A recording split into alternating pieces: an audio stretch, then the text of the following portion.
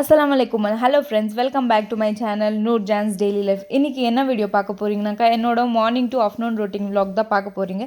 நான் என்னென்ன வேலை பண்றேன், என்னென்ன லஞ்சுக்கு என்ன ரெசிபி செய்றேன்னு பார்க்கலாம். வீடியோ ஸ்கிப் பண்ணாம ஃபுல்லா பாருங்க फ्रेंड्स. வீடியோ ரொம்ப இன்ட்ரஸ்டிங்கா இருக்கும்னு நம்புறேன்.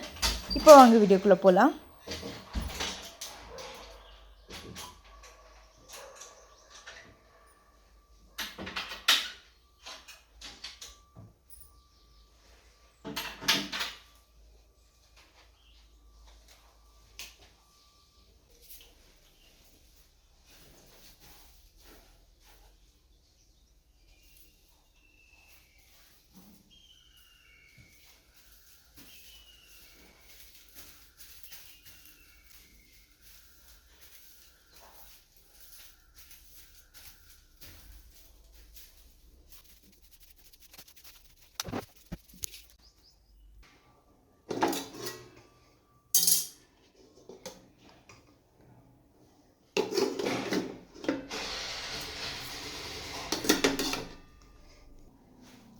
பிரேக்ஃபாஸ்ட்க்கு நான் டொமேட்டோ ரைஸ் செஞ்சுருக்கேன். இப்போ நம்ம அடுத்ததாக பாத்திரமும் கழுவி எடுத்து வச்சிடலாம்.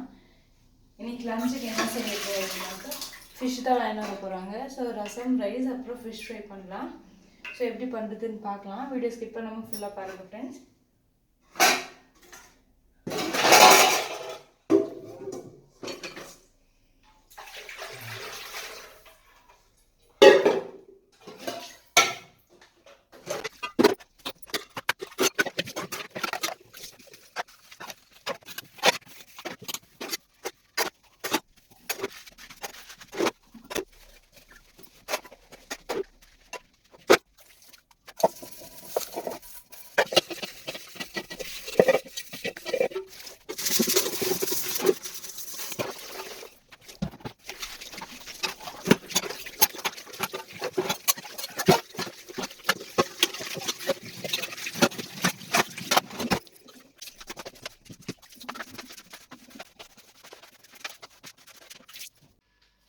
பிரேக்ஃபாஸ்ட் கூட நான் பிளெயின் சேமியா, அதாவது பால் எதுவும் சேர்க்காம தண்ணி, சுகர், அப்புறம் கேஷ்யூ நட் இதெல்லாம் போட்டு சேமியா பண்ணியிருக்கேன்.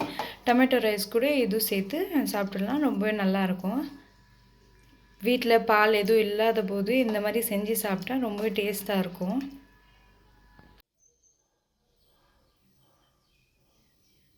நேற்று துணி துவச்சி காய வச்சுருந்தேன். அந்த துணியெல்லாம் எடுத்துன்னு வந்து இப்போ மடித்து வச்சிடலாம். துணி எடுத்துன்னு வந்தாச்சு. இப்போ மடிச்சிடுறேன். துணி எடுத்துன்னு வந்து அப்படியே மடித்தாதான் சீக்கிரம் மடித்த மாதிரி இருக்கும். இல்லைன்னா அது அப்படியே தங்கிடும். மடிக்கிறதுக்கே இன்ட்ரெஸ்ட் வராது. என்னென்ன சொல்றோம் பாருங்க. கம்பி கட்டுற கதையெல்லாம் எடுத்து போடுறாங்க.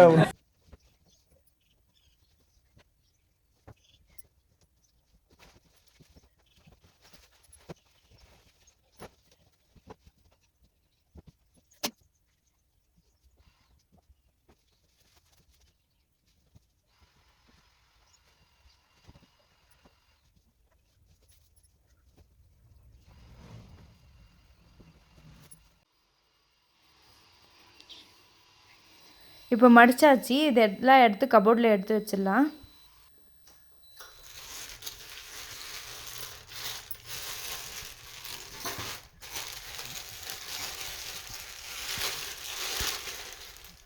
மீன் வாங்கின்னு வந்துதாச்சு.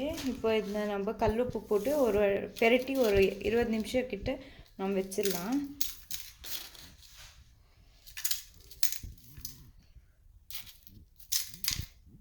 இதை போட்டு நல்லா இந்த மாதிரி பெரட்டிட்டு ஒரு 20 நிமிஷம் கிட்ட அப்படியே வச்சிடலாம். அதுக்கப்புறம் வந்து க்ளீன் பண்ணலாம்.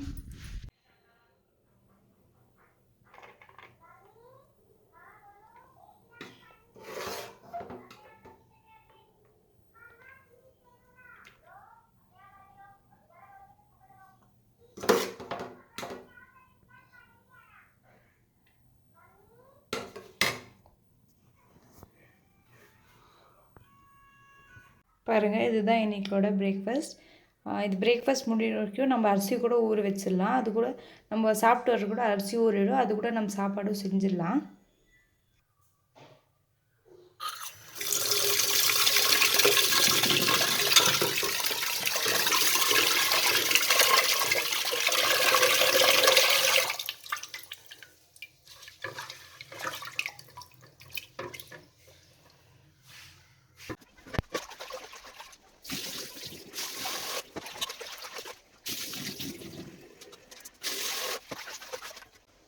அரிசி கழுவிட்டு இப்போ இது நம்ம சாப்பாடு செய்ய கேஸில் வச்சிடலாம்.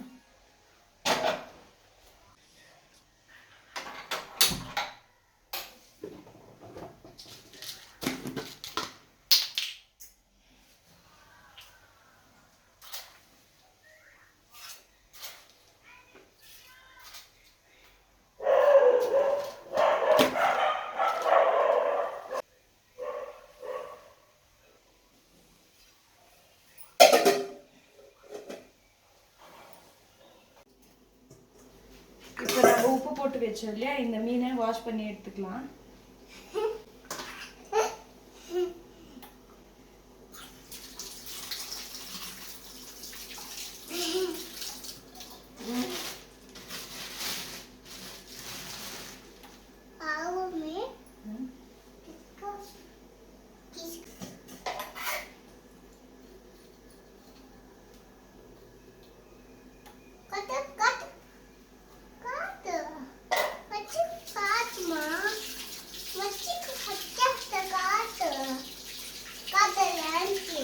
இப்படி ஒரு ஒரு மீனாக க்ளீன் பண்ணி எடுத்து ஒரு பாத்திரத்தில் சேர்த்துக்கலாம். அதுக்கப்புறம் கடைசியில் எல்லா மீனையும் சேர்த்து ஒரேடியாக இன்னொரு வாட்டி கழுவி எடுத்துக்கலாம் மஞ்சள் தூள் போட்டு.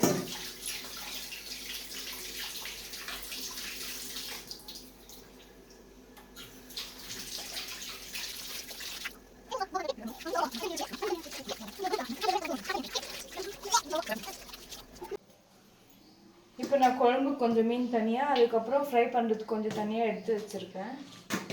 இப்போ நம்ம ஃப்ரை பண்ணுறதுக்கு மசாலா சேர்த்துக்கலாம்.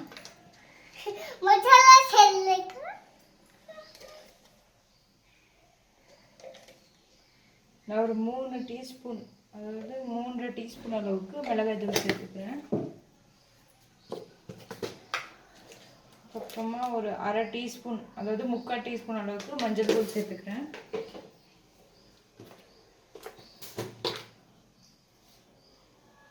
உப்பு தேவையான அளவுக்கு சேர்த்துக்கிறேன்.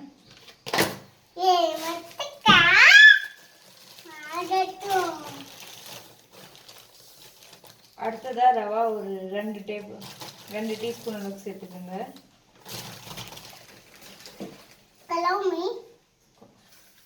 இதை நல்லா ஒரு வாட்டி மிக்ஸ் பண்ணிக்கோங்க ட்ரையாக இருக்கும்போதே.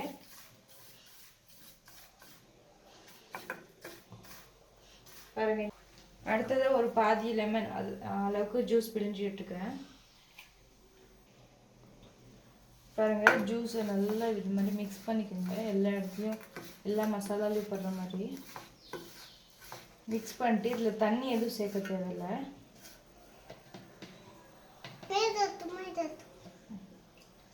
நான் ஒரு எண்ணெய் 1 டேபிள் ஸ்பூன் அளவுக்கு சேர்த்து நல்லா மிக்ஸ் பண்ணிக்கிறேன்.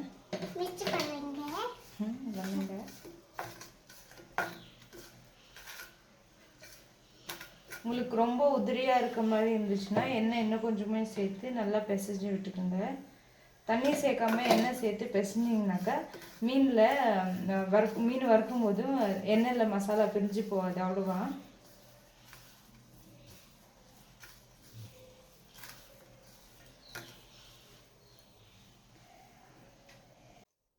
நான் ஒரு டீஸ்பூன் அளவுக்கு மைதா மாவு சேர்த்துருக்கேன். 2 டீஸ்பூன் அளவுக்கு இஞ்சி பூண்டு பேஸ்ட் சேர்த்துக்கலாம்.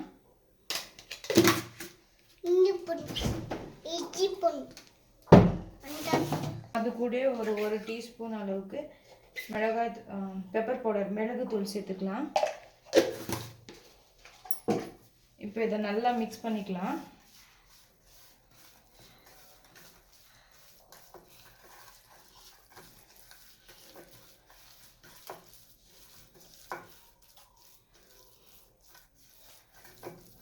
இந்த மாதிரி ஒரு திக்கான பேஸ்ட் கன்சிஸ்டன்சிக்கு மிக்ஸ் பண்ணிக்கோங்க. உங்களுக்கு இன்னும் கொஞ்சம் இலகலாக கொஞ்சம் தண்ணியாக வேணும்னாக்கா நீங்கள் தண்ணி சேர்க்க தேவையில்லை, எண்ணெய் சேர்த்து நல்லா பிசைஞ்சுக்கோங்க.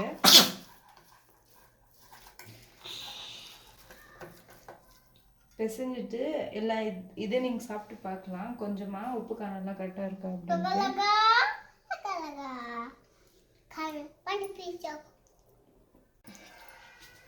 பாருங்கள், இந்த பேஸ்ட்டை நான் இப்போ மீனில் தடவிட்டு எடுத்து வச்சிடுறேன். நல்லா ஒரு 1 மணி நேரம் அளவுக்கு நல்லா ஊறட்டும்.